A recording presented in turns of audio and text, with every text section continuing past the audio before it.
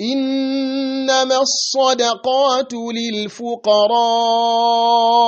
والمساكين والعاملين عليها والمؤلفة قلوبهم وفي الرقاب والغارمين وفي سبيل الله وابن السبيل فريضة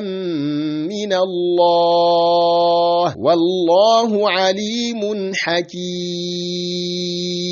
Assalamu alaikum wa rahmatullah, tare da albishir ga al'umma jihar Zamfara musamman waɗanda aka tantance ga sha'anin da shi na ƙahwa da hannuwa cikin jin ƙayi da tausayin gwamnatin jihar Zamfara bisa jagorancin mai daraja gwamna His Excellency Dauda Lawal Gamjin Gusau. Gagarumin shiri nagartacce wanda hukumar zakka da wakafi ta jihar Zamfara haɗin gwiwa da Ishq Tolerance Foundation tare da kulawar Amdon Consultant yanzu haka suna nan suna ci gaba da gudanar da wannan da shi na ƙawahu da hannuwa a kalahe ka miƙa ƙafa da hannunka daidai da kowa bisa tantancewa da baka shaidarka da kuma ranar da zaka hallara kamar yadda aka soma wannan shiri tun a ranar Litinin 3 zuwa Juma'a 7 ga watan Yunin shekara ta 2024. Don haka duk wanda ya san an tantance shi tare da bashi katin shaida ko kuma wanda ya san wanda aka tantance to a yi hanzarin tuntuɓa a sanar, domin kuwa wayannan jami'ai suna nan yanzu haka suna gudanar da wannan aiki daga Litinin zuwa Juma'an nan idan Allah ya kai mu 7 ga watan Yunin shekara ta 2024 a haraba hukumar zakka da wakafi da ke titin bypass Lalan Gusau. Ɗaya rana tsawo ce, mu tabbata mun hallara cikin lokaci, dama ce gare mu mu tabbata mun sanar da wanda bai sani ba domin ba da gudunmu wajen aiwatar da ayyukan alkhairi a cikin al'umma, in ji hukumar zakka da wakafi ta jihar Zamfara. Sanarwa daga Alhaji Habib Sheikh Balarabe, sakataren zartaswa na hukumar zakka da wakafi ta jihar Zamfara, a madadin shugaba Malam Ahmad bin Umar Kanuma.